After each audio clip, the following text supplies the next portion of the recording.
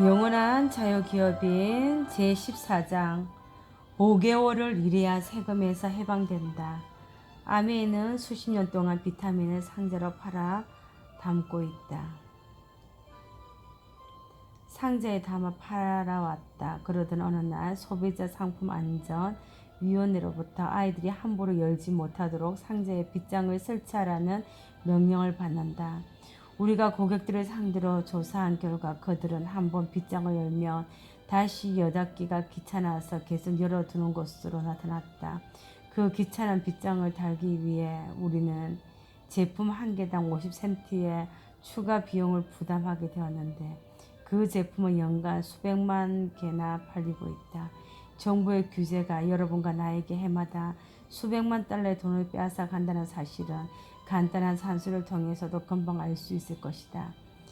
그것은 우리에게 치명타를 가할 수도 있다. 내 친구이자 헤리티지 재단의 대표인 에드워드 폴러는 밀폐된 용기를 요구하는 유해 예방 포장 법령이 득보다 실이 훨씬 많다는 사실을 지적했다. 이유는 간단하다. 노인 환자들은 많은 질병에 시달리고 있고 몸이 허약하기 때문에 약품의 용기를 열기가 쉽지 않다. 이로 인해 심지어 필요한 약을 복용하지 못하는 경우도 있다.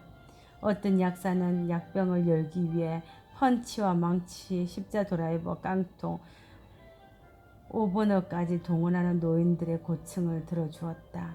또 어떤 사람은 약병의 뚜껑이 잘 열리지 않아 발로 짓밟기도 한다. 어떤 노인은 7살짜리 소녀가 열 수 있는 약병을 자신은 열 수 없노라 하며 말한다. 이러한 상황을 종합해보며 법령이 이름을 아예 적절한 포장 금지 법령으로 바뀌는 것이 좋을 것 같다. 이것은 처음의 의도와 달리 엉뚱한 결과를 초래한 대표적인 사례다. 정부의 결정 중에 장기간에 걸쳐 부수적인 결과를 예상하지 못한 채 이루어지는 것도 많다. 모든 예방하려는 욕심에 사소한 것까지 따지고 보니 정부 관료들은 하나의 문제를 또 다른 문제로 바꿔놓는 결과를 초래하는 것이다. 예를 들어 어린이용 잠옷은 불이 잘 붙지 않는 소재로 만들어져야 한다는 안전 규정을 만들자 이번에는 그러한 소재에 함유된 화학 성분이 암을 유발한다는 사실이 밝혀지는 시기다. 자동차에 에어백이 설치해야 한다는 규정에 여전히 논란의 중심이다. 에어백의 폭발력은 체구가 작은 성인이나 어린이 심지어 태아의 생명까지도 위협할 수 있다. 관료들의 지나친 친절 때문에 우리는 우리 자신과 자식의 목숨을 잃을 수도 있을 것이다.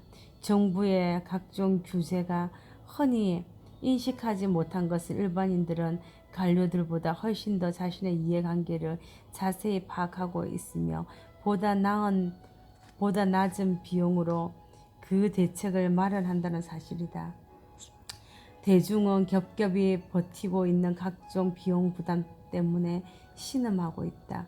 수많은 법을 관리할 정부 관료를 먹여 살리려고 많은 세금을 낼 수밖에 없고 또한 이런 규정을 준수하기 위해서는 온갖 비생산적인 요소를 감당해야 하기 때문에 제품 가격은 더욱 비싸지기 마련이다.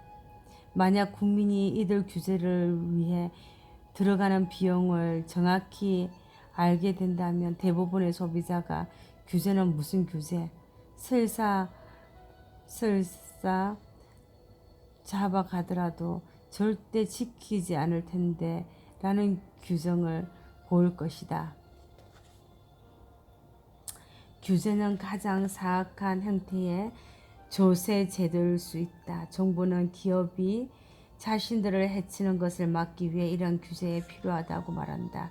그러나 실제로는 기업이 이러한 사람들을 돕는 것을 정부가 방해하고 있다. 각종 규제 때문에 개인과 기업은 불필요한 수많은 규정에 발목이 잡혀 있으며 그것은 필연적으로 경제를 둔화시키는 결과를 낳는다. 생산적이고 부를 창출하는 일에 종사하고 있는 많은 사람이 이러한 문제에 곤란을 겪고 있다. 기업가는 고객에게 보다 나은 제품과 서비스를 저렴한 가격으로 제공하기 위해 심혈을 기울이고 있다. 하지만 관료들은 그들이 전혀 엉뚱한 곳에 관심을 기울이고 만다. 기업가는 각종 정부기관에 제기한 비생산적이고 돈도 많이 드는 법적 문제에 대처하기 위해 날마다 엄청난 시간과 노력을 쏟아붓고 있다. 미국인의 과도한 규제 위험을 경고한 제임스 메디슨의 지적을 망각하고 있다. 법률이 너무 방해해 누구도 읽을 수 없거나 혹은 너무 비논리적이라 이해할 수 없다면 스스로 사람들이 스스로 선택한 입법가들이 만든 법률일지라도 별다른 효능을 갖지 못할 것이다. 공표되기도 전에 폐기되거나 개정되는 법률이라면 혹은 끊임없이 바뀌는 바람에 오늘 그 법률을 알던 사람조차 내일 법률이 어떻게 바뀔지 짐작할 수 없다면 그런 법률이 과연 소용이 있겠는가? 각종 규제로 인해 세금 부담과 비교해 보면 어떤 결과가 나타날까? 세금 해방법, 즉 1년에 납부하는 세금에 해당되는 돈을 버는 기간이 끝나고 드디어 자신의 진짜 소득을 올리기 시작한 날을 생각해 보면 우리의 생산적인 삶이 세금을 방해하기 위해 희생되고 있다는 사실을 금방 알 수 있다. 1902년 세금 해방법은 1월 31일이었다. 그로부터 24년이 지난 뒤에도 세금 부담이 조금밖에 늘지 않아 그 날짜인 2월 6일이었다. 그러다가 경제 대공황이 터지면서 수많은 정부 시책이 쏟아져 나왔다.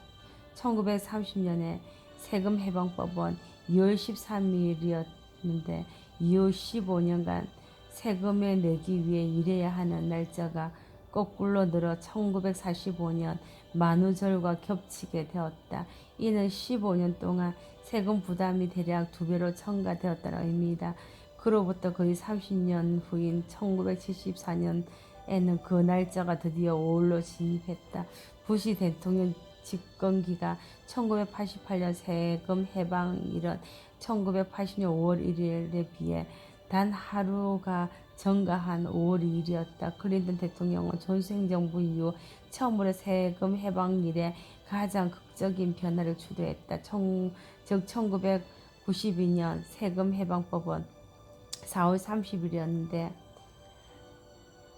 세금 해방일은 4월 30일이었는데 1997년에는 무려 5월 9일까지 일해야 겨우 세금에서 해방될 수 있었던 것이다. 물론 세금 해방일이 연방정부가 국민에게 부과하는 모든 부담을 정확하게 평가하는 척도가 아니다. 1865년 이후 특히 프랭클린 루즈벨트가 백악관을 차지한 1934년 이후 연방의 규제는 미국의 힘을 소진시켜왔고 기업의 손목에 수갑을 채워 세계 시장에서 경쟁할 수 있는 우리의 능력을 파괴시켰다. 연방의 규제에 따른 비용 손실을 가장 잘 보여주는 것이 바로 로체스터 공대의 토마스 호킨스 교수의 연구 결과다. 그는 1995년의 경우 연방의 각종 규제 법규를 준수하는 데 필요한 비용이 6,650억 달러에 이르는 것으로 평가했다. 다시 말해 이러한 규제 법률은 미국하고당 평균 7,000달러의 비용 부담을 강요했고 이는 동년 평균 소득세 납부액부터 1,000달러가 높은 규모다. 이것만으로도 입이 떡 벌어질 지경이었는데 호킨스의 계산은 실제보다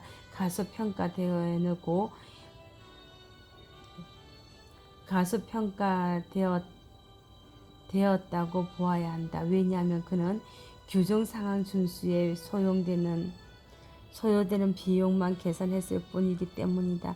가령 새로 생긴 규제에 적용하기 위해 비용 같은 것은 누락되었다. 만약 호킨스의 계산에 정상적인 세금 부담을 합산할 경우 미국인은 한 해의 대부분을 미국 정부를 위해 일한다 해도 과언이 아닐 것이다.